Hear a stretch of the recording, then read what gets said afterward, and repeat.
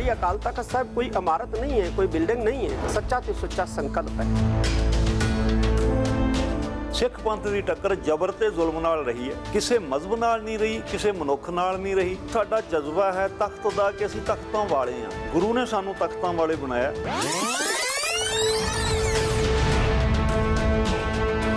हरमंदर साहब भी जो कुछ वापरिया है, असलियत की है वो अजे तक भी नहीं पता।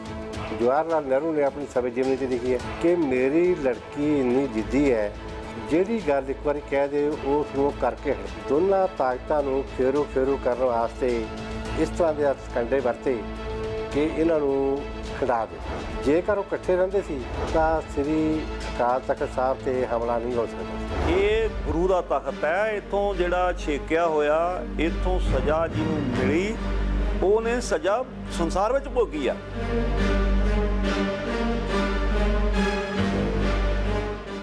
ਦੁਨੀਆ ਦਾ ਇਤਿਹਾਸ ਪੜ੍ਹਿਆਂ ਪਤਾ ਲੱਗਦਾ ਹੈ ਕਿ ਰਾਜ ਹਮੇਸ਼ਾ ਧਰਮ ਚੋਂ ਪੈਦਾ ਹੁੰਦਾ ਹੈ, ਪਰ ਧਰਮ ਚੋਂ ਪੈਦਾ ਹੋਇਆ ਰਾਜ ਮੁੜ ਉਸੇ ਧਰਮ ਨੂੰ ਦਬਾਉਣ ਦੀ ਕੋਸ਼ਿਸ਼ ਕਰਦਾ ਹੈ ਤਾਂ ਜੋ ਰਾਜ ਸੱਤਾ ਉਸ ਲਈ ਐਸ਼ੋ ਇਸ਼ਰਤ ਦਾ ਸਬੱਬ ਬਣ ਸਕੇ। ਤੇ ਇੱਥੋਂ ਹੀ ਸ਼ੁਰੂ ਹੁੰਦਾ ਹੈ ਧਰਮ ਤੇ ਰਾਜਨੀਤੀ 'ਚ ਵਖਰੇਵਾਂ।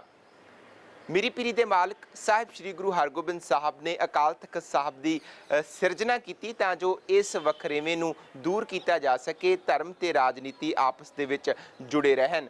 ਇਸੇ ਸੰਕਲਪ ਨੂੰ ਦਸਮ ਪਾਤਸ਼ਾਹ ਗੁਰੂ ਗੋਬਿੰਦ ਸਿੰਘ ਮਹਾਰਾਜ ਨੇ ਬਿਆਨ ਕਰਦਿਆਂ ਕਿਹਾ, ਰਾਜ ਬਿਨਾ ਨਹਿ ਧਰਮ ਚਲੇ ਹੈ, ਧਰਮ ਬਿਨਾ ਸਭ ਦਲਹਿ ਮਲਹਿ ਹੈ।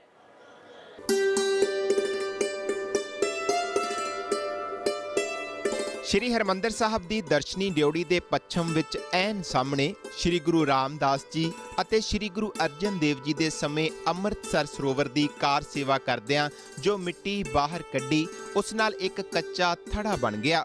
ਸ਼੍ਰੀ ਗੁਰੂ ਅਰਜਨ ਦੇਵ ਜੀ ਮਹਾਰਾਜ ਨੇ ਇਸ ਕੱਚੇ ਥੜੇ ਉੱਪਰ ਆਪਣੇ ਆਰਾਮ ਕਰਨ ਲਈ ਇੱਕ ਕੋਠੜੀ ਬਣਵਾਈ, ਜਿਸ ਨੂੰ ਹੁਣ ਕੋਠਾ ਸਾਹਿਬ ਕਿਹਾ ਜਾਂਦਾ ਹੈ। ਸ਼੍ਰੀ ਹਰਿਮੰਦਰ ਸਾਹਿਬ ਅਤੇ ਸ਼੍ਰੀ ਅਕਾਲ ਤਖਤ ਸਾਹਿਬ ਤੇ ਪ੍ਰਕਾਸ਼ ਹੋਣ ਵਾਲੇ ਸਾਹਿਬ ਸ਼੍ਰੀ ਗੁਰੂ ਗ੍ਰੰਥ ਸਾਹਿਬ ਜੀ ਦੇ ਪਾਵਨ ਸਰੂਪ ਰਾਤ ਨੂੰ ਇੱਥੇ ਹੀ ਬਿਰਾਜਮਾਨ ਕੀਤੇ ਜਾਂਦੇ ਹਨ। ਇੱਥੇ ਹੀ ਸ਼੍ਰੀ ਗੁਰੂ ਅਰਜਨ ਦੇਵ ਜੀ 6ਵੇਂ ਪਾਤਸ਼ਾਹ ਸਾਹਿਬ ਸ਼੍ਰੀ ਗੁਰੂ ਹਰਗੋਬਿੰਦ ਸਾਹਿਬ ਨੂੰ ਗੁਰਤਾ ਗੱਦੀ ਬਖਸ਼ ਕੇ ਗਏ। ਇੱਥੇ ਹੀ ਪੰਚਮ ਪਾਤਸ਼ਾਹ ਨਿਮਿਤ ਬਾਬਾ ਬੁੱਢਾ ਜੀ ਨੇ ਗੁਰੂ ਗ੍ਰੰਥ ਸਾਹਿਬ ਜੀ ਦਾ ਸਹਿਜ ਪਾਠ ਕਰਕੇ ਭੋਗ ਪਾਇਆ ਤੇ ਦਸਤਾਰਬੰਦੀ ਦੀ ਰਸਮ ਅਦਾ ਕੀਤੀ।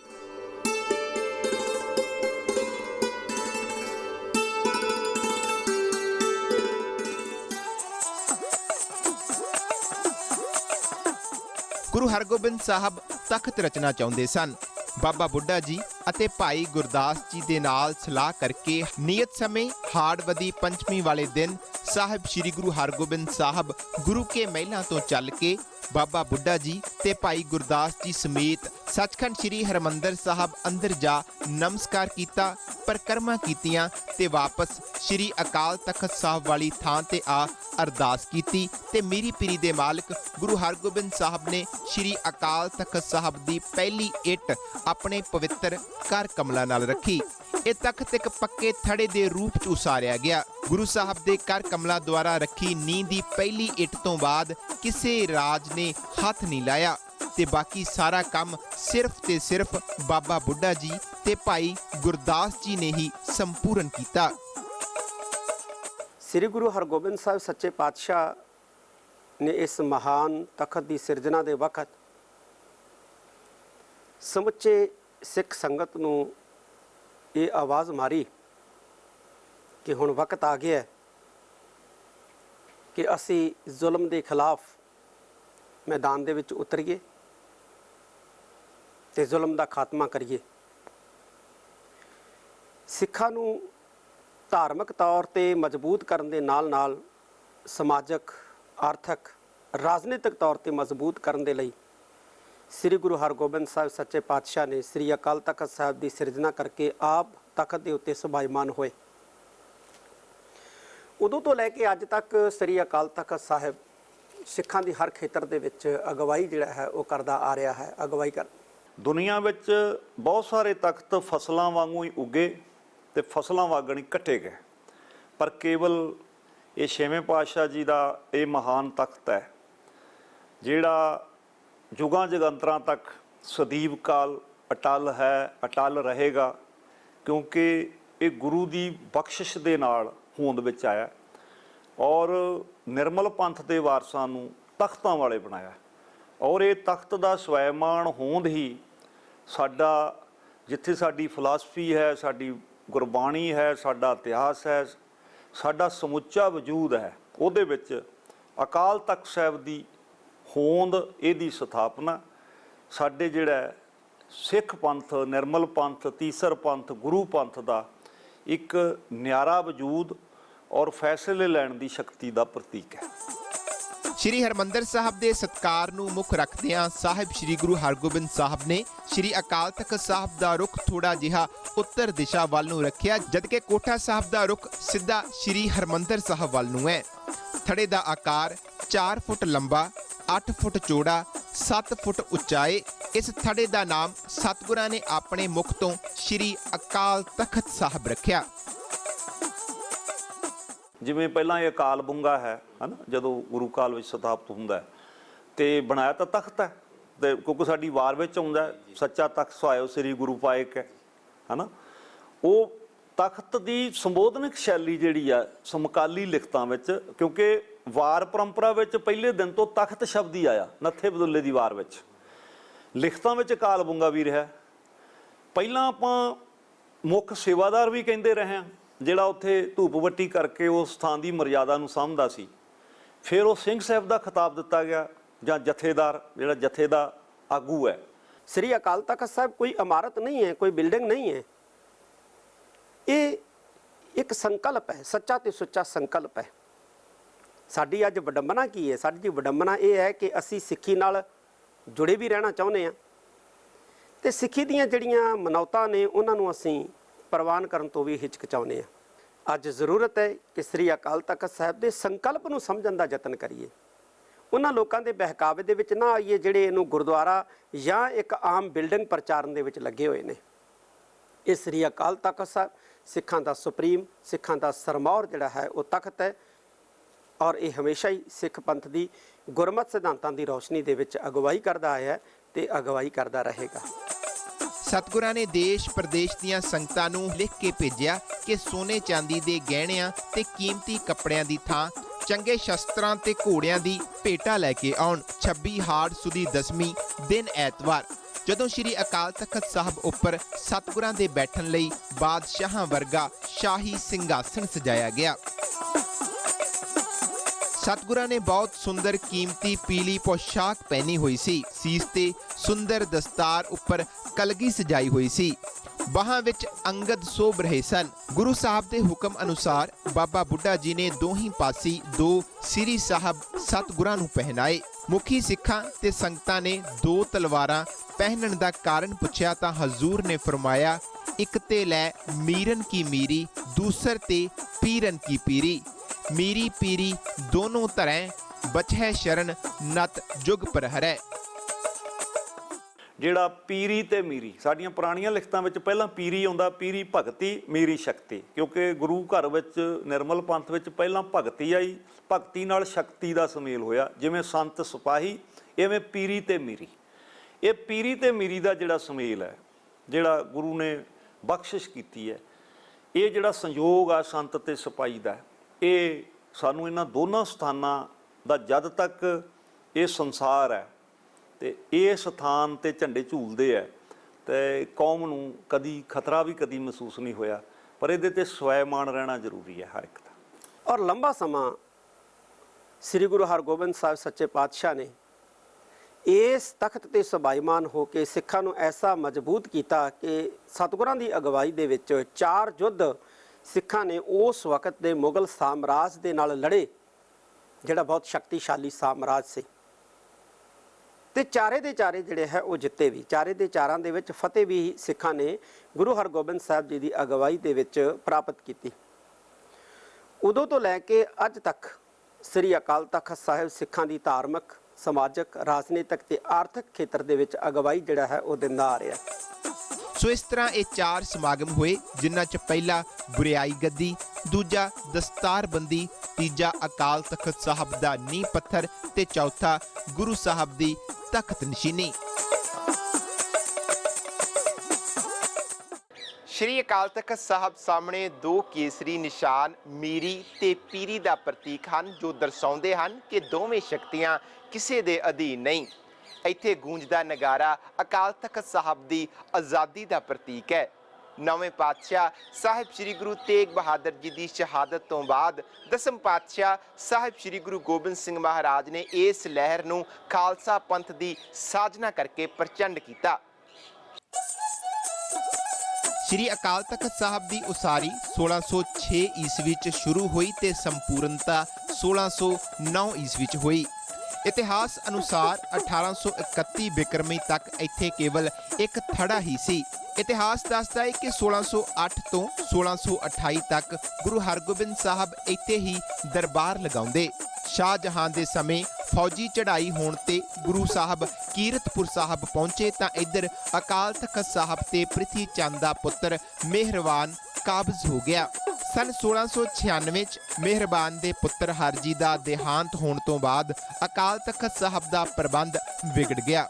ਖਾਲਸਾ ਸਾਜਣ ਤੋਂ ਕੁਝ ਚਿਰ ਪਹਿਲਾਂ ਅੰਮ੍ਰਿਤਸਰ ਦੀ ਸੰਗਤ ਸ਼੍ਰੀ ਅਨੰਦਪੁਰ ਸਾਹਿਬ ਦੀ ਧਰਤੀ ਤੇ ਪਹੁੰਚੀ ਤੇ ਦਸਮ ਪਾਤਸ਼ਾਹ ਸਾਹਿਬ ਸ੍ਰੀ ਗੁਰੂ ਗੋਬਿੰਦ ਸਿੰਘ ਮਹਾਰਾਜ ਨੂੰ ਬੇਨਤੀ ਕੀਤੀ ਕਿ ਤਖਤ ਸਾਹਿਬ ਦਾ ਪ੍ਰਬੰਧ ਵਿਗੜ ਗਿਆ ਏ ਤੇ ਸੋਢੀ ਸਿੱਖਾਂ ਵਿੱਚ ਬਦਨਾਮ ਹਨ। ਸੰਗਤ ਦੀ ਅਰਜ਼ ਤੇ ਦਸਮ ਪਾਤਸ਼ਾਹ ਸਾਹਿਬ ਸ੍ਰੀ ਗੁਰੂ ਗੋਬਿੰਦ ਸਿੰਘ ਜੀ ਨੇ 1699 ਦੀ ਵਿਸਾਖੀ ਸਮੇਂ ਭਾਈ ਮਨੀ ਸਿੰਘ ਜੀ ਨੂੰ 5 ਸਿੰਘਾਂ ਦੇ ਨਾਲ ਅੰਮ੍ਰਿਤਸਰ ਭੇਜਿਆ, ਜਿੱਥੇ ਪਹੁੰਚ ਉਹਨਾਂ ਹਰਮੰਦਰ ਸਾਹਿਬ 'ਚ ਪ੍ਰਕਾਸ਼ ਕਰਵਾਇਆ, ਅਰਦਾਸ ਕਰਕੇ ਨਿਸ਼ਾਨ ਲਹਿਰਾਇਆ।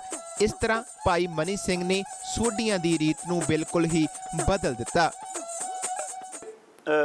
ਜਦੋਂ 6ਵੇਂ ਪਾਤਸ਼ਾਹ ਕੀਰਤਪੁਰ ਸਾਹਿਬ ਚਲੇ ਗਏ, ਉਸ ਤੋਂ ਬਾਅਦ ਲੰਬਾ ਸਮਾਂ ਸਿੱਖ ਮਾਨਸਿਕਤਾ ਵਿੱਚੋਂ ਤਾਂ ਕਦੀ ਵੀ ਨਾ ਤਖਤ ਗਾਇਬ ਹੋਇਆ, ਨਾ ਇਹਦੇ ਧਰਮ ਸਥਾਨ ਗਾਇਬ ਹੋਏ। ਪਰ ਜਦੋਂ ਦਸਮ ਪਾਤਸ਼ਾਹ ਜੋਤੀ ਜੋਤ ਸਮਾਏ, ਬਾਬਾ ਬੰਦਾ ਸਿੰਘ ਬਹਾਦਰ ਦਾ ਖਾਲਸਾ ਰਾਜ ਸਥਾਪਿਤ ਹੋਇਆ, ਇਹ ਜਿਹੜੀ ਸਾਡਾ ਜਜ਼ਬਾ ਹੈ ਤਖਤ ਦਾ ਕਿ ਅਸੀਂ ਤਖਤਾਂ ਵਾਲੇ ਹਾਂ। ਅਸਲ ਵਿੱਚ ਜੇ ਖਾਲਸਾ ਰਾਜ ਵੀ ਸਥਾਪਿਤ ਹੋਇਆ ਬਾਬਾ ਬੰਦਾ ਸਿੰਘ ਬਹਾਦਰ ਦਾ, ਤੇ ਇਹਦੇ ਪਿੱਛੇ ਇਤਿਹਾਸ ਸਾਡੀਆਂ ਉਹ ਮਹਾਨ ਪਰੰਪਰਾਵਾਂ ਦਾ, ਸਾਡੇ ਤਖਤਾਂ ਦਾ, ਕਿ ਗੁਰੂ ਨੇ ਸਾਨੂੰ ਤਖਤਾਂ ਵਾਲੇ ਬਣਾਇਆ ਔਰ ਅਸੀਂ ਸਿੰਘਾਸਨ ਤੇ ਬੈਠ ਕੇ ਇਸ ਸੰਸਾਰ ਵਿੱਚ ਰਾਜ ਜਿਹੜਾ ਆਪਣਾ ਰਾਜ ਭਾਗ ਕਾਇਮ ਕਰ ਸਕਦੇ ਹਾਂ। ਔਰ ਉਹ ਤਖਤ ਦੀ ਕਹਿ ਲਓ ਸ਼ਕਤੀ ਦੇ ਵਿੱਚੋਂ ਹੀ, ਉਹਦੀ ਪਰੰਪਰਾ ਦੇ ਵਿੱਚੋਂ ਹੀ, ਉਹਦੀ ਮਾਨਤਾਵਾਂ ਦੇ ਵਿੱਚੋਂ ਹੀ ਅਸੀਂ ਜਿਹੜਾ ਇਹ ਬਾਬਾ ਬੰਦਾ ਸਿੰਘ ਬਹਾਦਰ ਦਾ ਖਾਲਸਾ ਰਾਜ ਸਥਾਪਿਤ ਹੋਇਆ। ਇਹ ਵੱਖਰੀ ਗੱਲ ਹੈ ਕਿ ਬਾਬਾ ਬੰਦਾ ਸਿੰਘ ਬਹਾਦਰ ਦੀ ਸ਼ਹਾਦਤ ਜੂਨ 1716 ਈਸਵੀ 'ਚ ਹੋਈ। ਸਿੰਘਾਂ ਉੱਤੇ ਸਖਤੀ ਦਾ ਦੌਰ ਵੀ ਚੱਲਿਆ, ਪਰ 1734 ਦੇ ਕਰੀਬ ਭਾਈ ਮਨੀ ਸਿੰਘ ਜੀ ਫੇਰ ਇੱਥੇ ਇਕੱਠ ਹਰਮੰਦਰ ਸਾਹਿਬ ਵਿਖੇ ਹੁੰਦਾ, ਉਹਨਾਂ ਦੀ ਸ਼ਹਾਦਤ ਵੀ ਹੁੰਦੀ ਹੈ। ਸਿੱਖ ਜਿਹੜਾ ਜਦੋਂ ਵੀ ਇਸ, ਕਿਉਂਕਿ ਟੱਕਰ ਜ਼ੁਲਮ ਨਾਲ ਹੈ, ਕਿਸੇ ਧਰਮ ਨਾਲ ਨਹੀਂ ਹੈ। ਜਦੋਂ ਕਲਗੀਧਰ ਪਾਤਸ਼ਾਹ ਦਾ ਜਾਪ ਸਾਹਿਬ ਸਿੱਖ ਪੜ੍ਹਦੇ ਨਾ, ਤੇ ਸਤਿਗੁਰੂ ਕਹਿੰਦੇ ਨਮਸਤੰ ਅਮਜ਼ਬੇ, ਹੇ ਅਕਾਲ ਪੁਰਖ ਤੈਨੂੰ ਨਮਸਕਾਰ ਹੈ, ਤੇਰਾ ਕੋਈ ਮਜ਼ਹਬ ਨਹੀਂ। ਭਾਈ ਮਨੀ ਸਿੰਘ ਦੀ ਸ਼ਹਾਦਤ ਤੋਂ ਬਾਅਦ ਸ਼੍ਰੀ ਅਕਾਲ ਤਖਤ ਸਾਹਿਬ ਇੱਕ ਐਸੀ ਸੰਸਥਾ ਵਜੋਂ ਉਭਰੀ ਜੋ ਪਿੱਛੋਂ ਜਾ ਕੇ ਪੰਥਕ ਰਾਜਨੀਤੀ ਦਾ ਕੇਂਦਰੀ ਧੁਰਾ ਹੀ ਬਣ ਗਈ। ਦਲ ਖਾਲਸਾ, ਬੁੱਢਾ ਦਲ, ਤਰਨਾ ਦਲ ਤੇ ਸਿੱਖ ਮਿਸਲਾਂ ਦੇ ਸਮੇਂ ਸਿੱਖਾਂ ਵਿੱਚ ਸ਼੍ਰੀ ਅਕਾਲ ਤਖਤ ਸਾਹਿਬ ਦਾ ਉਹੀ ਮਹੱਤਵ ਕਾਇਮ ਰਿਹਾ। ਸਾਰੇ ਪੰਥਕ ਫੈਸਲੇ ਸਰਬ ਸੰਮਤੀ ਨਾਲ ਹੁੰਦੇ ਰਹੇ। ਇਸ ਸਮੇਂ ਭਾਈ ਗੁਰਦਾਸ ਜੀ ਨੂੰ ਪਹਿਲੇ ਜਥੇਦਾਰ ਵੀ ਲਿਖਿਆ ਮਿਲੇਗਾ ਕਿ ਜਦੋਂ ਦੀਵਾ ਵੱਟੀ ਕਰਨੀ ਹੈ। ਇਹ ਠੀਕ ਹੈ ਕਿ ਜਿਹੜਾ ਜਥੇਦਾਰ ਸ਼ਬਦ ਹੈ ਇਹ 1920 ਤੋਂ ਬਾਅਦ ਸਾਡੀਆਂ ਲਿਖਤਾਂ ਵਿੱਚ ਆਇਆ, ਪਰ ਸ਼ਬਦ ਜਿਹੜੇ ਸਮੇਂ ਨਾਲ ਤਬਦੀਲ ਹੁੰਦੇ ਆ। ਕਿਸੇ ਸਮੇਂ ਸਾਡਾ ਗੁਰਦੁਆਰਾ ਧਰਮਸ਼ਾਲਾ ਹੈ ਸਾਰੀਆਂ ਲਿਖਤਾਂ ਵਿੱਚ, ਪਰ ਗੁਰਦੁਆਰਾ ਵੀ ਸ਼ਬਦ ਮਤਲਬ ਹੈ ਤਾਂ ਇਹ ਗੁਰਦੁਆਰਾ ਸਾਹਿਬ ਹੀ ਸੀ, ਇਹਨੂੰ ਕਹਿੰਦੇ ਧਰਮਸ਼ਾਲਾ ਸੀ। ਇਸ ਲਈ ਸੇਵਾ ਨਿਭਾਉਣ ਵਾਲਿਆਂ 'ਚ ਭਾਈ ਮਨੀ ਸਿੰਘ ਜੀ ਵੀ ਆਏ। ਉਹਨਾਂ ਦੀ ਸ਼ਹਾਦਤ ਤੋਂ ਬਾਅਦ ਭਾਈ ਤਾਰੂ ਸਿੰਘ ਜੀ ਦੀ ਸ਼ਹਾਦਤ ਹੋਈ, ਬਾਬਾ ਦੀਪ ਸਿੰਘ ਜੀ ਦੀ ਕੁਰਬਾਨੀ ਹੁੰਦੀ ਹੈ। ਇਸ ਸਮੇਂ ਦੇ ਵਿੱਚ ਬੁੱਢਾ ਦਲ ਦੇ ਬਹੁਤ ਸਾਰੇ ਜਥੇਦਾਰ ਹੋਏ ਨੇ, ਹਨੂਮਾਨ ਸਿੰਘ, ਦਰਬਾਰਾ ਸਿੰਘ, ਜਾਂ ਬਹੁਤ ਸਾਰੇ ਇਸ ਤਰ੍ਹਾਂ ਦੇ ਨਾਮ ਮਿਲਦੇ ਨੇ। ਭਾਈ ਪ੍ਰਲਾਦ ਸਿੰਘ। ਬੁੱਢਾ ਦਲ ਕਿਉਂਕਿ ਗੁਰਦੁਆਰਿਆਂ ਦਾ, ਸੰਸਥਾਵਾਂ ਦਾ ਮਰਜ਼ਾਦਾਬੱਧ ਕੰਟਰੋਲ ਕਰਦਾ ਸੀ, ਤੇ ਤਰਨਾ ਦਲ ਜਿਹੜਾ ਜਵਾਨਾਂ ਦਾ ਦਲ, ਤਰਨ ਮੀਨ ਜਵਾਨ, ਜਵਾਨਾਂ ਦਾ ਦਲ ਜਿਹੜਾ ਰੱਖਿਆ ਕਰਦਾ ਸੀ। ਇਸ ਲਈ ਬੁੱਢੇ ਦਲ ਦੇ ਬਹੁਤ ਸਾਰੇ ਜਿਹੜੇ ਆ ਉਹ ਜਿਹੜੇ ਸੇਵਾ ਪ੍ਰਬੰਧ ਵਾਸਤੇ ਗੁਰਮੁਖ ਪਿਆਰੇ ਅੱਗੇ ਆਏ।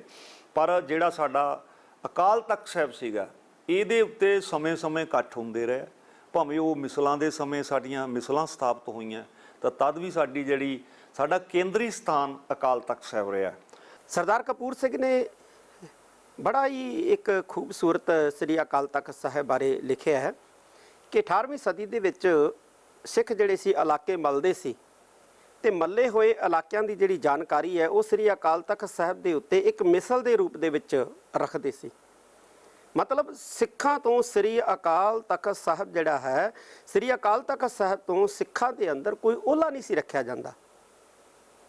ਜੋ ਵੀ ਸਿੱਖਾਂ ਦੇ ਇੰਦੀਆਂ ਪ੍ਰਾਪਤੀਆਂ ਹੁੰਦੀਆਂ ਸੀ ਉਹ ਸ੍ਰੀ ਅਕਾਲ ਤਖਤ ਸਾਹਿਬ ਦੀ ਨਜ਼ਰਸਾਨੀ ਕੀਤੀਆਂ ਜਾਂਦੀਆਂ ਸੀ।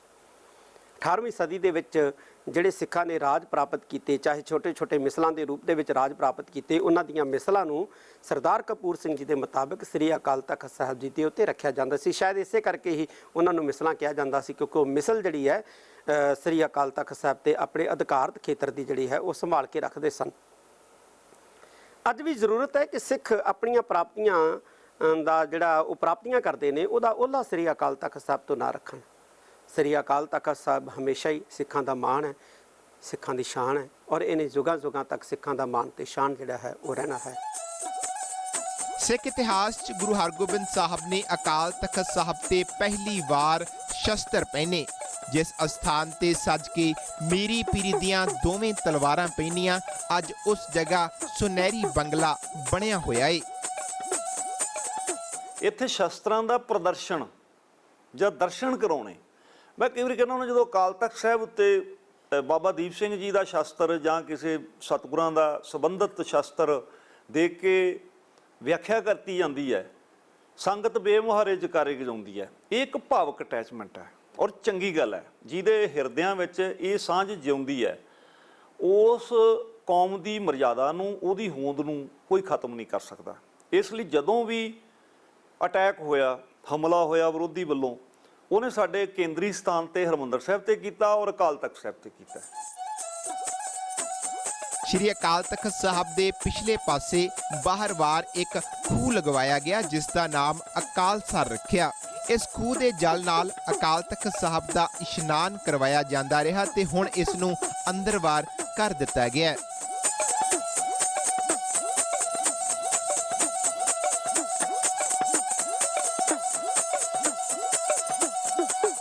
ਗਿਆਨੀ ਗਿਆਨ ਸਿੰਘ ਜੀ ਦੇ ਮੁਤਾਬਕ ਸ਼੍ਰੀ ਅਕਾਲ ਤਖਤ ਸਾਹਿਬ ਜੀ ਦੀ ਪਹਿਲੀ ਮੰਜ਼ਲ ਦੀ ਤਿਆਰੀ ਸਰਦਾਰ ਜੱਸਾ ਸਿੰਘ ਆਹਲੂਵਾਲੀਆ ਦੀ ਨਿਗਰਾਨੀ ਹੇਠ ਹੋਈ ਤੇ ਬਾਕੀ ਮੰਜ਼ਲਾਂ ਸ਼ੇਰੇ ਪੰਜਾਬ ਮਹਾਰਾਜਾ ਰਣਜੀਤ ਸਿੰਘ ਦੁਆਰਾ ਤਿਆਰ ਕਰਵਾਈਆਂ ਗਈਆਂ। ਆਖਰੀ ਬੰਗਲਾ ਤੇ ਗੁਬੰਦ ਸਰਦਾਰ ਹਰੀ ਸਿੰਘ ਨਲੂਆ ਦੁਆਰਾ ਤਿਆਰ ਕਰਵਾਇਆ ਗਿਆ ਤੇ ਗੁਬੰਦ ਤੇ ਸੁਨਹਿਰੀ ਕੰਮ ਕਰਵਾਇਆ ਗਿਆ। ਸਿੱਖ ਫੌਜਾਂ ਦੇ ਪ੍ਰਸਿੱਧ ਜਰਨੈਲ ਸਰਦਾਰ ਹਰੀ ਸਿੰਘ ਨਲਵਾ ਨੇ ਇਹ ਇੱਛਾ ਜ਼ਾਹਿਰ ਕੀਤੀ ਸੀ ਕਿ ਸ਼੍ਰੀ ਅਕਾਲ ਤਖਤ ਸਾਹਿਬ ਦੀ ਇਮਾਰਤ ਨੂੰ ਸਭ ਤੋਂ ਸੁੰਦਰ ਤੇ ਬਹੁਮੁੱਲੀ ਬਣਾਇਆ ਜਾਵੇ, ਪਰ 1837 'ਚ ਉਹ ਜਮਰੌਦ ਦੀ ਜੰਗ ਸਮੇਂ ਸ਼ਹੀਦ ਹੋ ਗਏ।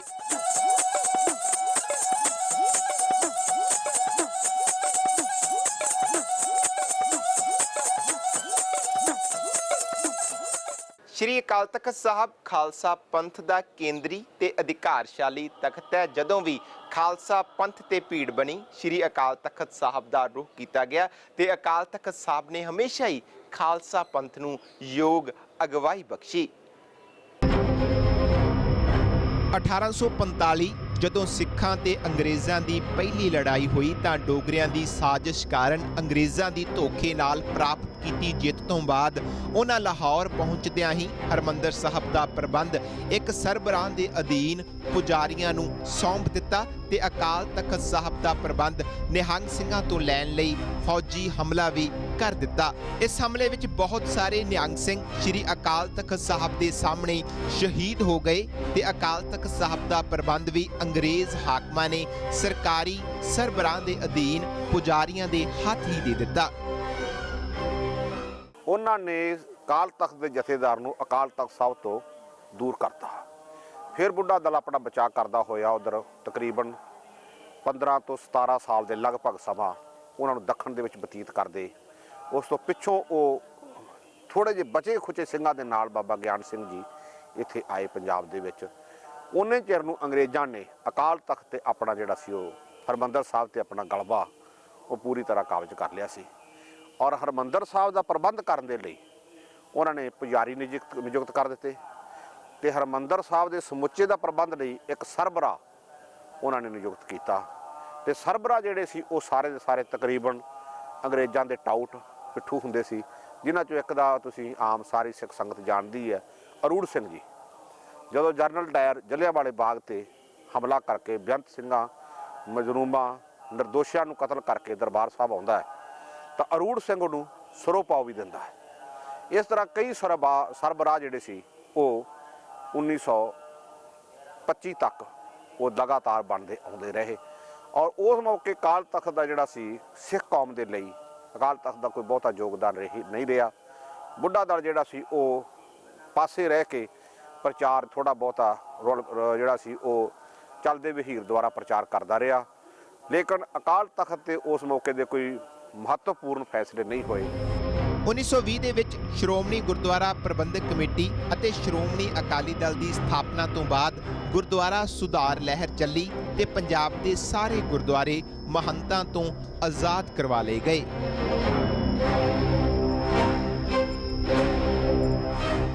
1925 ਦੇ ਵਿੱਚ ਜਦੋਂ ਗੁਰਦੁਆਰਾ ਸੁਧਾਰ ਲਹਿਰ ਚੱਲਦੀ ਹੈ ਤਾਂ ਉਸ ਮੌਕੇ ਜਿਹੜਾ ਸੀ ਅਕਾਲ ਤਖਤ ਦੇ ਜਥੇਦਾਰ ਪਹਿਲੇ ਕਰਤਾਰ ਸਿੰਘ ਪੁੱਚਰ ਨੂੰ ਅਕਾਲ ਤਖਤ ਦਾ ਜਥੇਦਾਰ ਥਾਪ ਕੇ ਤੇ ਇਹ ਜਿਹੜੀ ਨਵੀਂ ਪਰੰਪਰਾ ਹੈ ਇਹ ਸ਼ੁਰੂ ਕੀਤੀ।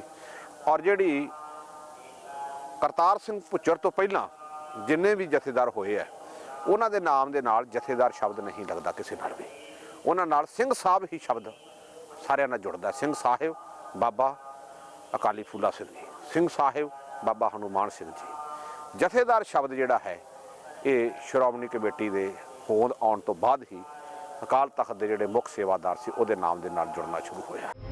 1947 ਤੋਂ 1977 ਤੱਕ ਸ੍ਰੀ ਅਕਾਲ ਤਖਤ ਸਾਹਿਬ ਅਸਲ ਵਿੱਚ ਸ਼੍ਰੋਮਣੀ ਅਕਾਲੀ ਦਲ ਦੇ ਮੋਰਚਿਆਂ ਦਾ ਹੀ ਕੇਂਦਰ ਰਿਹਾ ਤੇ ਕਿਸੇ ਵੀ ਹੋਰ ਕਿਸਮ ਦੀ ਪਾਲਿਸੀ ਮੈਟਰ ਨੂੰ ਨਹੀਂ ਵਿਚਾਰਿਆ ਗਿਆ। ਉਸ ਸਮੇਂ 24 ਮਈ 1960 ਨੂੰ ਮੋਰਚਾ ਸ਼ੁਰੂ ਹੋਇਆ। ਉਹਦੇ ਵਿੱਚ ਵੀ 57,129 ਗ੍ਰਿਫਤਾਰੀਆਂ ਹੋਈਆਂ। ਉਹ ਸ੍ਰੀ ਅਕਾਲ ਤਖਤ ਸਾਹਿਬ ਤੋਂ ਰੋਸ਼ਨੀ ਲੈ ਕੇ ਤੁਰੇ। ਇਹ ਸਮਾਂ ਲੇਕਿਨ ਉਸ ਸਮੇਂ ਦੀ ਲੀਡਰਸ਼ਿਪ ਜਿਹੜੀ ਸੀਗੀ, ਭਾਵੇਂ ਮਾਸਟਰ ਤਾਰਾ ਸਿੰਘ ਸੀ, ਭਾਵੇਂ ਸੰਤ ਫਤਿਹ ਸਿੰਘ ਸੀ, ਉਹਨਾਂ ਨੇ ਵਰਤ ਰੱਖੇ, ਵਰਤ ਪੂਰੇ ਨਾ ਕੀਤੇ ਤਾਂ ਸ੍ਰੀ ਅਕਾਲ ਤਖਤ ਸਾਹਿਬ ਨੇ ਉਹਨਾਂ ਨੂੰ ਪਾਲਣ ਕੀਤਾ, ਉਹਨਾਂ ਨੂੰ ਉੱਥੇ ਸੇਵਾ ਲਾਈ। ਉਹ ਭਾਵੇਂ ਅਕਾਲੀ ਦਲ ਦੇ ਪ੍ਰਧਾਨ ਸੀਗੇ, ਉਹਨਾਂ ਨੂੰ ਸਜ਼ਾਵਾਂ ਲੱਗੀਆਂ। ਇਹ ਸਜ਼ਾ ਲੱਗਣ ਦੇ ਨਾਲ ਇੱਕ ਪਰੰਪਰਾ ਪਰਪੱਕ ਹੋ ਗਈ ਵੀ ਨਹੀਂ, ਭਾਵੇਂ ਅਕਾਲੀ ਦਲ ਦਾ ਪ੍ਰਧਾਨ ਹੋਵੇ ਤੇ ਭਾਵੇਂ ਕੋਈ ਹੋਵੇ, ਜਿਹੜਾ ਕੋਈ ਕੰਮ ਪੰਥਕ ਰਹੁ ਰੀਤੀ ਦੇ ਵਿਰੁੱਧ ਕਰੂਗਾ ਉਹਨੂੰ ਤਾਂ ਸਜ਼ਾ ਮਿਲਦੀ। 10 ਜੂਨ 1978 ਜਦੋਂ ਸ੍ਰੀ ਅਕਾਲ ਤਖਤ ਸਾਹਿਬ ਤੋਂ ਨਕਲੀ ਨਿਰੰਕਾਰੀਆਂ ਦੇ ਖਿਲਾਫ ਜਾਰੀ ਹੁਕਮਨਾਮੇ ਦੇ ਨਾਲ ਹੀ ਸ੍ਰੀ ਅਕਾਲ ਤਖਤ ਸਾਹਿਬ ਬਾਰੇ ਇੱਕ ਨਵੀਂ ਕਿਸਮ ਦੀ ਚਰਚਾ ਸ਼ੁਰੂ ਹੋ ਗਈ। ਅਕਾਲੀ ਦਲ ਦੇ ਅੰਦਰੂਨੀ ਝਗੜਿਆਂ ਦੀ ਸਾਲਸੀ ਕਾਰਨ ਇਹ ਚਰਚਾ 'ਚ ਹੋਰ ਵਾਧਾ ਹੋ ਗਿਆ। ਅਕਾਲੀ ਦਲ ਦੀ 2 ਗੁੱਟਾਂ 'ਚ ਵੰਡ ਹੋ ਗਈ। ਪਹਿਲੇ ਗੁੱਟ ਦੀ ਅਗਵਾਈ ਹਰਚੰਦ ਸਿੰਘ ਲੌਂਗੋਵਾਲ ਅਤੇ ਪ੍ਰਕਾਸ਼ ਸਿੰਘ ਬਾਦਲ ਨੇ ਸੰਭੀ, ਜਦਕਿ ਦੂਜੇ ਗੁੱਟ ਦੀ ਅਗਵਾਈ ਜਥੇਦਾਰ ਜਗਦੇਵ ਸਿੰਘ ਤਲਵੰਡੀ ਤੇ ਜਥੇਦਾਰ ਗੁਰਚਰਨ ਸਿੰਘ ਟੌੜਾ ਦੇ ਹੱਥ ਵਿੱਚ ਆ ਗਈ। 78 'ਚ ਨਿਰੰਕਾਰੀ ਸਾਕਾ ਵਾਪਰ ਗਿਆ। 10 ਜੂਨ 1978 ਨੂੰ ਹੁਕਮਨਾਮਾ ਜਾਰੀ ਹੋਇਆ। ਉਸ ਤੋਂ ਬਾਅਦ ਪੰਜਾਬ ਸਰਕਾਰ ਅਕਾਲੀ ਦਲ ਦੀ ਬਣ ਗਈ ਤੇ ਲੇਕਿਨ ਇਹ ਸਰਕਾਰ ਦੇ ਭਾਵੇਂ ਨਿਰੰਕਾਰੀ ਕੇਸ ਹਰਿਆਣੇ ਟ੍ਰਾਂਸਫਰ ਹੋ ਗਿਆ ਸੀ, ਉਹ ਸਾਰੇ ਬਰੀ ਹੋ ਗਏ। ਲੇਕਿਨ ਦੁੱਖ ਦੀ ਗੱਲ ਇਹ ਸੀ ਕਿ ਪੰਜਾਬ 'ਚ ਅਕਾਲੀ ਸਰਕਾਰ ਹੋਵੇ ਤੇ ਇੱਕ 13 ਸਿੰਘਾਂ ਨੂੰ ਸ਼ਹੀਦ ਕਰਕੇ ਉਹ ਬੰਦਾ ਆਪਣੇ ਆਪ ਤਾਂ ਜਾ ਨਹੀਂ ਸਕਦਾ, ਜੋ ਤਾਂ ਸਰਕਾਰ ਦੀ ਮਗਰ ਸਪੋਰਟਰ ਹੋਵੇ। ਇਹਨਾਂ ਨੇ ਉਹਨੂੰ ਹਰਿਆਣਾ ਪਹੁੰਚਾਉਣ ਦੇ ਵਿੱਚ ਪੂਰੀ ਹੈਲਪ ਕੀਤੀ। ਉਹ ਚਲਾ ਗਿਆ, ਬਰੀ ਹੋ ਗਿਆ।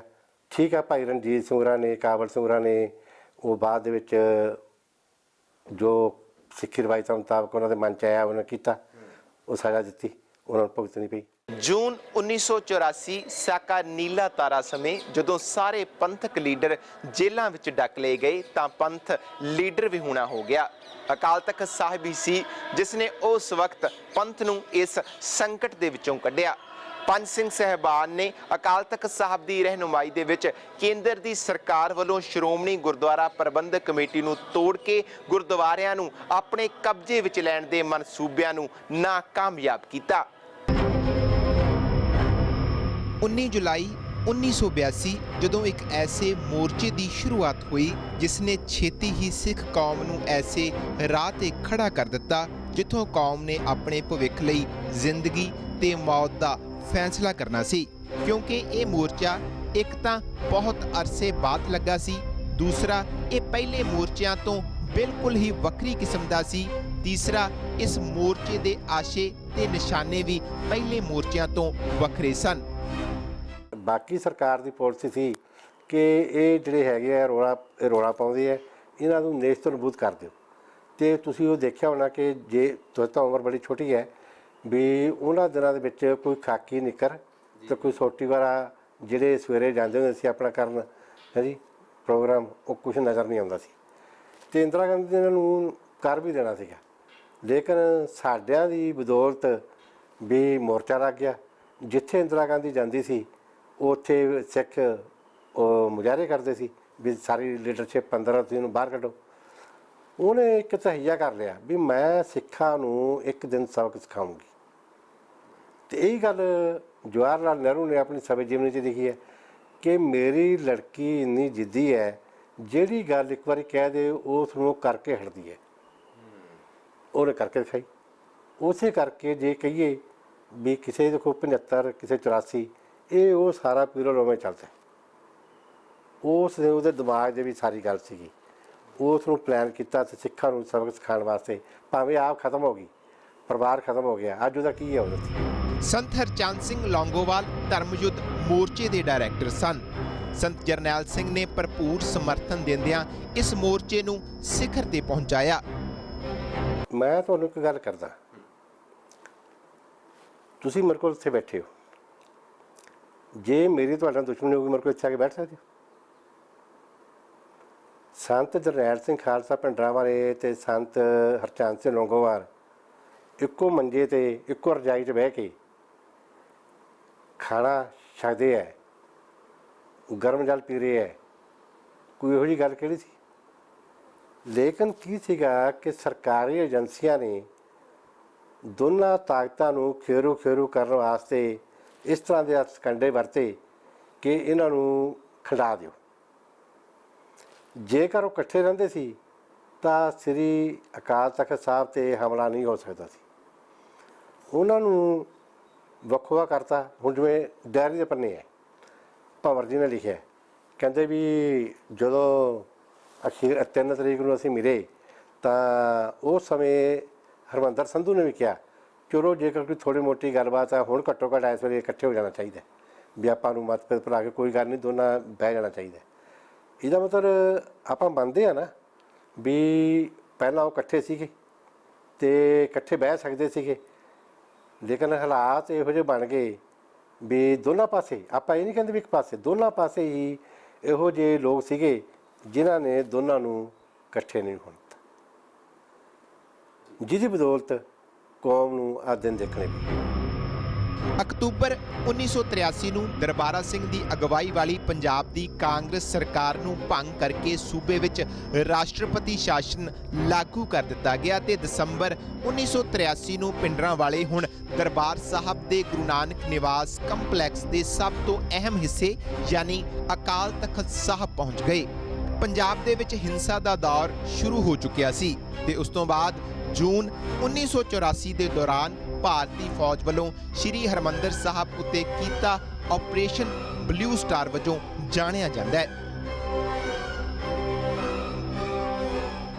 ਇੱਥੋਂ ਤੱਕ ਕਿ ਅਹਿਮਦ ਸ਼ਾਹ ਅਬਦਾਲੀ ਤੇ 1984 ਦੇ ਵਿੱਚ ਸ੍ਰੀ ਅਕਾਲ ਤਖਤ ਸਾਹਿਬ ਜੀ ਨੂੰ ਨਿਸ਼ਾਨਾ ਵੀ ਜਿਹੜਾ ਹੈ ਉਹ ਬਣਾਇਆ ਗਿਆ ਹੈ। ਇਹਨੂੰ ਢਾਉਣ ਦਾ ਵੀ ਜਿਹੜਾ ਹੈ ਉਹ ਨਾਪਾਕ ਯਤਨ ਜਿਹੜਾ ਹੈ ਉਹ ਹੋਇਆ ਹੈ।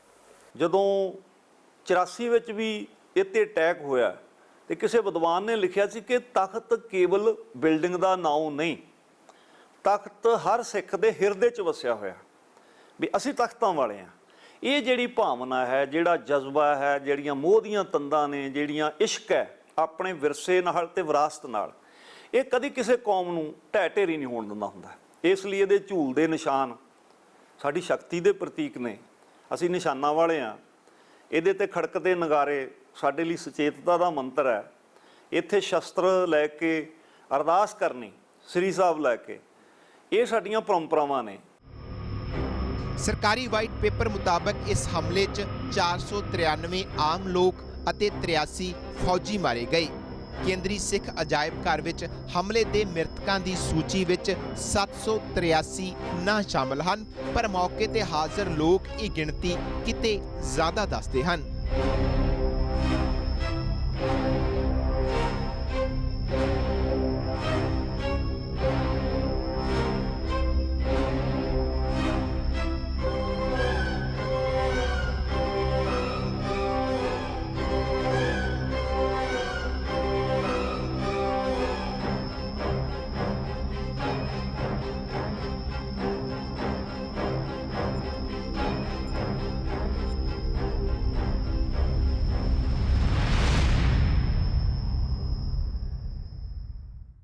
ਜੂਨ 1984 ਦੇ ਸਾਕਾ ਨੀਲਾ ਤਾਰਾ ਦੇ ਦੌਰਾਨ ਸ਼੍ਰੀ ਅਕਾਲ ਤਖਤ ਸਾਹਿਬ ਦੀ ਇਮਾਰਤ ਦਾ ਬਹੁਤ ਭਾਰੀ ਨੁਕਸਾਨ ਹੋਇਆ।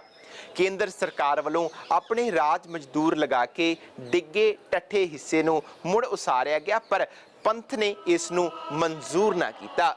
ਪੰਜ ਸਿੰਘ ਸਾਹਿਬਾਨ, ਸ਼੍ਰੋਮਣੀ ਅਕਾਲੀ ਦਲ ਤੇ ਸ਼੍ਰੋਮਣੀ ਗੁਰਦੁਆਰਾ ਪ੍ਰਬੰਧਕ ਕਮੇਟੀ ਦੇ ਸਾਂਝੇ ਪੰਥਕ ਫੈਸਲੇ ਅਨੁਸਾਰ ਸ਼੍ਰੀ ਅਕਾਲ ਤਖਤ ਸਾਹਿਬ ਦੀ ਇਮਾਰਤ ਨੂੰ ਮੁੜ ਢਾਹ ਕੇ ਦੁਬਾਰਾ ਉਸਾਰਨ ਦਾ ਫੈਸਲਾ ਕੀਤਾ ਗਿਆ। ਸੱਚਖੰਡ ਸ੍ਰੀ ਹਰਿਮੰਦਰ ਸਾਹਿਬ ਸਿੱਖਾਂ ਦੀ ਆਤਮਾਏ ਤੇ ਆਤਮਾ ਨੂੰ ਦਿੱਤਾ ਜ਼ਖਮ ਰਹਿੰਦੀ ਦੁਨੀਆ ਤੱਕ ਦਰਦ ਦਿੰਦਾ ਰਹਿੰਦਾ ਏ। ਸਰਕਾਰ ਚਾਹੁੰਦੀ ਸੀ ਕਿ ਜਲਦ ਤੋਂ ਜਲਦ ਇਸ ਹਮਲੇ ਦੇ ਨਿਸ਼ਾਨ ਨੂੰ ਮਿਟਾ ਦਿੱਤਾ ਜਾਵੇ। ਸਰਕਾਰ ਨੇ ਸਿੱਖ ਪੰਥ ਦੀਆਂ 5 ਸ਼ਖਸੀਅਤਾਂ ਨਾਲ ਮੇਲ-ਜੋਲ ਕਰਕੇ ਇਸ ਦੀ ਮੁਰੰਮਤ ਮੁਕੰਮਲ ਕਰ ਦਿੱਤੀ, ਪਰ ਸਿੱਖ ਹਲਕਿਆਂ ਨੇ ਇਸ ਹੋਈ ਕਾਰ ਸੇਵਾ ਨੂੰ ਰੱਦ ਕਰਦਿਆਂ ਸਰਕਾਰ ਸੇਵਾ ਦਾ ਨਾਮ ਦਿੱਤਾ ਤੇ ਢਾਹ ਕੇ ਪੰਥਕ ਵਸੀਲਿਆਂ ਨਾਲ ਮੁੜ ਸ਼੍ਰੀ ਅਕਾਲ ਤਖਤ ਸਾਹਿਬ ਦੀ ਉਸਾਰੀ ਕਰਵਾਈ। ਸਾਰਿਆਂ ਦੇ ਮਨ ਦੀ ਮਨਸ਼ਾ ਸੀ ਵੀ ਇਹਨੂੰ ਨਾ ਸ਼ੀਸ਼ੇ 'ਚ ਮੜਤਾ ਜਾਵੇ। ਇਹ ਸਾਰੇ ਅਕਾਲ ਤਖਤ ਨੂੰ ਸ਼ੀਸ਼ੇ 'ਚ ਮੜ ਦਿਓ, ਦੁਆਰਾ ਨਾ ਬਣਾਓ, ਇਹ ਹੀ ਰਹਿਣ ਦਿਓ। ਉਹਦਾ ਇਹ ਸੀਗਾ ਕਿ ਜੇਕਰ ਇਹ ਮੜਿਆ ਹੋਊਗਾ ਤਾਂ ਮੂਵਮੈਂਟ ਜਿਹੜੀ ਚੱਲ ਰਹੀ ਹੈ, ਕੋਈ ਦੁਨੀਆ ਦੀ ਤਾਕਤ ਉਸ ਨੂੰ ਖਤਮ ਨਹੀਂ ਕਰ ਸਕਦੀ। ਲੇਕਿਨ ਸਰਕਾਰ ਇਸ ਗੱਲ ਨੂੰ ਬਰਦਾਸ਼ਤ ਨਹੀਂ ਕਰਦੀ ਸੀ। ਇਸ ਲਈ ਉਹਨਾਂ ਨੇ ਬੂਟਾ ਸਿੰਘ ਵਰਗਿਆਂ ਅਨੁਸਾਰਾਂ ਨੂੰ ਉਹਨਾਂ ਨੇ ਆਪਣੇ ਬਾਬਾ ਖੜਾ ਸਿੰਘ ਨਾਲ ਗੱਲ ਕਰਨੀ ਚਾਹੀਦੀ ਜਦੋਂ ਇੰਦਰਾ ਗਾਂਧੀ ਦੀ ਦਰਬਾਰ ਸਾਹਿਬ ਆਈ ਹੈ, ਲੇਕਿਨ ਬਾਬਾ ਜੀ ਨੇ ਜਵਾਬ ਦੇ ਦਿੱਤਾ। ਸਿੰਘ ਸਾਹਿਬਾਨ ਨਾਲ ਮੇਰੇ ਸਿਰਫ ਗਿਆਨੀ ਸਾਹਿਬ ਸਿੰਘ ਨਾਲ ਹੀ ਗੱਲਬਾਤ ਹੋਈ, ਗਿਆਨੀ ਸਾਹਿਬ ਸਿੰਘ ਨੇ ਨਿਸ਼ਾਨ ਦਿਖਾਏ, ਹਾਂਜੀ। ਅਦਰਵਾਈਜ਼ ਵੀ ਉਹਨਾਂ ਨੇ ਇਹ ਫਾਲੋ ਕਰ ਲਿਆ ਜੋ ਕੁਝ ਦੁਨੀਆ ਦੇ ਵਿੱਚ ਘਟਨਾਕ੍ਰਮ ਵਾਪਰ ਗਿਆ ਸੀ ਕਿ ਜੇ ਅਕਾਲ ਤਖਤ ਸਾਹਿਬ ਇਸ ਤਰ੍ਹਾਂ ਰਿਹਾ ਤਾਂ ਇਹ ਕੋਈ ਨਵਾਂ ਹੀ ਕੰਮ ਬਣ ਜੂਗਾ। ਉਹਨਾਂ ਨੇ ਫਿਰ ਸੰਤਾ ਸਿੰਘ ਨੂੰ ਲੱਭਿਆ। ਬੂਟਾ ਸਿੰਘ, ਦੇਖੋ ਇੱਕ ਗੱਲ ਤਾਂ ਮੈਂ ਤੁਹਾਨੂੰ ਦੱਸ ਦਿਆਂ ਵੀ ਜਿਹੜਾ ਬੰਦਾ ਅਕਾਲੀ ਦਲ 'ਚੋਂ ਗਿਆ, ਭਾਵੇਂ ਬੂਟਾ ਸਿੰਘ ਹੈ, ਭਾਵੇਂ ਉਹ ਗਿਆਨੀ ਜੈਲ ਸਿੰਘ ਹੈ, ਇਹ ਲੋਕਾਂ ਨੂੰ ਉਸ ਸਮੇਂ ਧਰਮ ਬਾਰੇ, ਇਤਿਹਾਸ ਬਾਰੇ ਜਾਣਕਾਰੀ ਤਾਂ ਪੂਰੀ ਸੀਗੀ।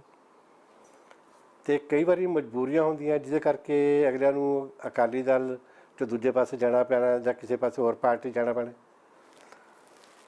ਉਸ ਸਮੇਂ ਉਹਨਾਂ ਨੇ ਸੰਤਾ ਸਿੰਘ ਨਾਲ ਗੱਲਬਾਤ ਕੀਤੀ। ਸੰਤਾ ਸਿੰਘ ਤੋਂ ਉਹ ਬਿਲਡਿੰਗ ਤਿਆਰ ਕਰਵਾਈ, ਜਿਹੜੇ ਪਾਚ ਲਵਾਣੇ ਸੀ ਉਸ ਤਰ੍ਹਾਂ ਰੰਗ ਰੋਗਨ ਸਭ ਕੁਛ ਕਰਕੇ ਤਿਆਰ ਕੀਤਾ। ਲੇਕਿਨ ਉਸ ਸਮੇਂ ਜਿਹੜੀ ਜੂਥ ਸੀ ਉਹ ਆਪ ਮੁਹਾਰੀ ਸੀ, ਕਿਸੇ ਦਾ ਕੰਟਰੋਲ ਨਹੀਂ ਸੀ, ਕਿਉਂਕਿ ਕੋਈ ਲੀਡਰ ਨਜ਼ਰ ਨਹੀਂ ਆ ਰਿਹਾ ਸੀ। ਅਸਲ ਵਿੱਚ ਤਾਂ ਜਿਹੜਾ ਥੜਾ ਹੈ, ਥੜਾ ਇੱਕ ਤਖਤ ਦਾ ਰੂਪ ਸੀਗਾ ਜਿਹੜਾ ਆਪਾਂ ਸਾਂਭਿਆ ਹੋਇਆ, ਅੱਜ ਵੀ ਸ਼ੀਸ਼ੇ ਦੇ ਉਹ ਕਬਰ ਦੇ ਵਿੱਚ ਪੁਰਾਤਨ ਹੋਂਦ ਨੂੰ ਸਾਂਭਿਆ ਹੋਇਆ। ਉਹ ਇੱਕ ਚੈਲੰਜ ਆ। ਵੈਸੇ ਛੇਵੇਂ ਪਾਤਸ਼ਾਹ ਨੇ ਕੀਰਤਪੁਰ ਸਾਹਿਬ ਜਾ ਕੇ ਫਿਰ ਤਖਤ ਸਿਰਜਿਆ, ਉੱਥੇ ਵੀ ਉਹ ਉੱਚੇ ਸਥਾਨ 'ਤੇ ਸੁਭਾਏਮਾਨ ਹੁੰਦੇ ਸਨ। ਇਹ ਤੁਹਾਨੂੰ ਸਾਡੇ ਇਤਿਹਾਸ 'ਚੋਂ ਮਿਲ ਜਾਂਦਾ ਹੈ। ਉਹ ਜਿਹੜਾ ਬਿਲਡਿੰਗ ਤੇ ਬਿਲਡਿੰਗ ਦੇ ਉੱਤੇ ਜਿਹੜਾ ਅਟੈਕ ਆ 84 ਵਾਲਾ, ਤੇ ਫਿਰ ਇਹ ਮਤਲਬ ਟਕਸਾਲ ਦੇ ਸਿੰਘਾਂ ਦੀ ਜਿਹੜੀ ਸੇਵਾ ਉਹਨਾਂ ਵੱਲੋਂ ਇਹਦੀ ਸਥਾਪਨਾ ਜਿਹੜੀ ਹੈ ਇਹ ਨਵੇਂ ਰੂਪ ਦੀ, ਤਾਂ ਇਹਨੇ ਸਾਡੀ ਕਿਉਂਕਿ ਇੱਕ ਚੈਲੰਜ ਵੀ ਇੱਕ ਸਮੇਂ ਵਿੱਚ ਆਇਆ ਕਿ ਘੱਲੂਘਾਰੇ ਤੋਂ ਬਾਅਦ ਬੰਦਾ ਮਾਨਸਿਕ ਤੌਰ ਤੇ ਸਮਾਜ ਉਦਾਸ ਵੀ ਹੋਇਆ, ਪਰ ਇਹਨਾਂ ਦੀ ਤਖਤਾਂ ਦੀ ਮਰਿਆਦਾ ਤੇ ਜਿਹੜੀ ਵਾਰ ਪਰੰਪਰਾ ਤੇ ਆਪਣੇ ਯੋਧਿਆਂ ਦੇ ਇਤਿਹਾਸ ਨੂੰ ਸਰਵਣ ਕਰਨਾ ਤੇ ਕਰਾਉਣਾ, ਇਹ ਕਦੀ ਵੀ ਸਮਾਜ ਨੂੰ ਨਿਰਾਸ਼ਾਵਾਦ ਵੱਲ ਨਹੀਂ ਪਰਤਣ ਦਿੰਦੇ। ਇਸ ਲਈ ਸਾਡਾ ਉਹ ਸਿੰਬੋਲਿਕ ਹੈ ਜਿੱਥੇ ਵੀਰ ਅਸੀਂ ਵਾਰਾਂ ਗਾਇਨ ਕੀਤੀਆਂ ਜਾਂਦੀਆਂ, ਜਿੱਥੇ ਸ਼ਸਤਰਾਂ ਨਾਲ ਵੀਰ ਰਸ ਪੈਦਾ ਕੀਤਾ ਜਾਂਦਾ, ਜਿੱਥੋਂ ਦੇ ਇਤਿਹਾਸ ਦੇ ਨਾਲ ਸਾਨੂੰ ਆਤਮਿਕ ਤੌਰ ਤੇ ਉੱਚੇ ਉਠਾਇਆ ਜਾਂਦਾ ਕਿ ਤੁਸੀਂ ਜਿਹੜੇ ਮੀਰੀ ਪੀਰੀ ਦੇ ਜਾਂ ਪੀਰੀ ਮੀਰੀ ਉਸ ਮਾਲਕ ਦੇ ਨਾਦੀ ਪਰਿਵਾਰ ਹੋ। ਤੇ ਉਹ ਜਿਹੜਾ ਨਾਦੀ ਪਰਿਵਾਰ ਹੈ ਉਹ ਜਿਹੜਾ ਇਹਨਾਂ ਤਖਤਾਂ ਦੀ ਸਾਂਭ ਸੰਭਾਲ ਵੀ ਕਰਦਾ, ਪਰ ਤਖਤਾਂ ਦੀ ਉਸ ਮਰਿਆਦਾ ਨੂੰ ਤੇ ਜਿਹੜੀਆਂ ਸੂਖਸ਼ਮ ਭਾਵਨਾਵਾਂ ਇਹਦੇ ਵਿੱਚ ਜਿਉਂਦੀਆਂ ਨੇ ਉਹਨਾਂ ਨੂੰ ਕਾਇਮ ਵੀ ਰੱਖਦਾ। ਸ਼੍ਰੀ ਅਕਾਲ ਤਖਤ ਸਾਹਿਬ ਸਿੱਖਾਂ ਦੇ ਧਾਰਮਿਕ ਅਖਤਿਆਰਾਂ ਦੀ ਮੁੱਢਲੀ ਗੱਦੀ ਹੈ ਤੇ ਇੱਥੋਂ ਜਾਰੀ ਹੁੰਦੇ ਹੁਕਮਨਾਮੇ ਸਮੂਹ ਸਿੱਖ ਜਗਤ ਤੇ ਸਾਰੀਆਂ ਸਿੰਘ ਸਭਾਵਾਂ ਤੇ ਲਾਗੂ ਹੁੰਦੇ ਹਨ। ਔਰ ਅੱਜ ਤੱਕ ਇਸ ਵਿਸ਼ਵ ਪੱਧਰ ਦੇ ਉੱਤੇ ਸਿੱਖ ਕਿਤੇ ਵੀ ਵਸਦਾ ਹੈ, ਇੱਥੋਂ ਜੋ ਵੀ ਸੰਦੇਸ਼ ਹੁੰਦਾ ਹੈ ਜਾਂ ਹੁਕਮਨਾਮਾ ਹੁੰਦਾ ਹੈ, ਉਹਦਾ ਖਿਆਲ ਜ਼ਰੂਰ ਹੁੰਦਾ ਕਿ ਉੱਥੋਂ ਫੈਸਲਾ ਕੀ ਹੁੰਦਾ ਹੈ।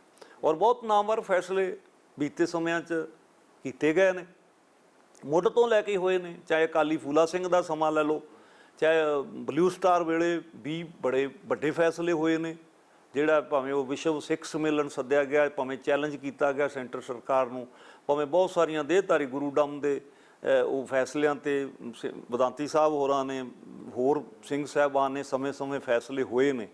ਉਹ ਇੱਕ ਉਹਨਾਂ ਨੇ ਕੌਮ ਨੂੰ ਹੁਲਾਰਾ ਵੀ ਦਿੱਤਾ ਔਰ ਚੈਲੰਜ ਵੀ ਕੀਤਾ। ਜੇ ਕਿਸੇ ਨੂੰ ਛੇਕਿਆ ਵੀ ਗਿਆ ਤੇ ਉਹ ਸਜ਼ਾ ਨਹੀਂ ਹੈ, ਉਹ ਧਾਰਮਿਕ ਤੌਰ ਤੇ ਮੋੜਨ ਦਾ ਢੰਗ ਹੈ। ਉਹ ਅਸੀਂ ਸਿੱਖ ਨੂੰ ਇੱਕ ਚੈਲੰਜ ਆ ਕਿ ਤੂੰ ਗਲਤ ਰਾਹ ਤੇ ਪੈ ਗਿਆ। ਹਾਂ, ਇਹ ਠੀਕ ਆ ਵੀ ਆਪੋ ਆਪਣੀ ਵਿਆਖਿਆਕਾਰੀ ਵਿੱਚ ਸਮਾਜ ਹਰ ਬੰਦਾ ਆਪਣੇ ਆਪ ਨੂੰ ਸੱਚਾ ਸਾਬਤ ਕਰੇਗਾ ਤੇ ਕੋਈ ਵੀ ਜਥੇਬੰਦਕ ਧਰਮ ਜਿਹੜਾ ਫਿਰ ਕਾਇਮ ਨਹੀਂ ਰਹਿ ਸਕਦਾ। ਇਸ ਲਈ ਇਹਦੀਆਂ ਮਰਿਆਦਾਵਾਂ ਨੂੰ, ਪਰੰਪਰਾ ਨੂੰ, ਇਹਦੀ ਹੋਂਦ ਨੂੰ ਕਾਇਮ ਰੱਖਣਾ, ਬਰਕਰਾਰ ਰੱਖਣਾ ਇਹ ਸਾਰੇ ਸਿੱਖ ਸਮਾਜ ਦਾ ਫਰਜ਼ ਹੈ ਕਿ ਵਿਪਤਾ ਦੇ ਸਮੇਂ ਕੋਈ ਫੈਸਲੇ ਲੈਣੇ ਪੈਣਗੇ ਤੇ ਸਾਨੂੰ ਤਖਤ ਹੀ ਸਾਡੇ ਵਾਸਤੇ ਮਹਾਨ ਹੈ ਔਰ ਤਖਤ ਦੇ ਨਾਲ ਜੁੜਨਾ। ਸੋ ਜਿੱਥੇ ਹਰਿਮੰਦਰ ਸਾਹਿਬ ਸਿੱਖ ਕੌਮ ਦੇ ਧਾਰਮਿਕ ਗੌਰਵ ਦਾ ਪ੍ਰਤੀਕ ਹੈ, ਅਕਾਲ ਤਖਤ ਉਸ ਦੀ ਰਾਜ ਸੱਤਾ ਦਾ ਚਿੰਨ੍ਹ ਹੈ। ਜੇ ਹਰਿਮੰਦਰ ਸਾਹਿਬ ਸਿੱਖ ਆਚਰਣ ਦੀ ਨਿਰਮਾਣਸ਼ੀਲਤਾ ਹੈ ਤਾਂ ਅਕਾਲ ਤਖਤ ਸਾਹਿਬ ਉਸ ਆਚਰਣ ਤੋਂ ਉਪਜੇ ਦ੍ਰਿੜ ਸੰਕਲਪ ਦੀ ਆਕ੍ਰਿਤੀ ਹੈ।